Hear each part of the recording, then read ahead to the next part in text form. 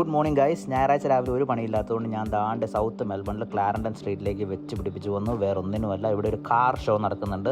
സംഭവം എന്താണെന്ന് ചോദിച്ചു കഴിഞ്ഞിട്ടുണ്ടെങ്കിൽ ഇത് south Melbourne Porsche and coffee എന്ന് പറഞ്ഞിട്ടുള്ള പരിപാടിയാണ്. ഓസ്ട്രേലിയൻ ഗ്രാൻഡ് പ്രീക്ക് മുന്നോടിയായിട്ടുള്ള വേറൊന്നുമില്ല, ജസ്റ്റ് കുറേ പോർഷെ കാറുകൾ ഇവിടെ കൊണ്ടുപോയിട്ട് ഇങ്ങനെ അടിയായിട്ട് അടുക്കിയിടും. തൊട്ടപ്പുറത്തും ഇപ്പുറത്തും കൂടുപാടെ ചായക്കടകളുണ്ട്. എവിടെ വേണമെങ്കിൽ നമുക്കൊരു നല്ലൊരു കാപ്പിയും കുടിച്ച് കുറച്ച് പോർഷെ കാറുകളും കണ്ട് ഇങ്ങനെ നടക്കാം.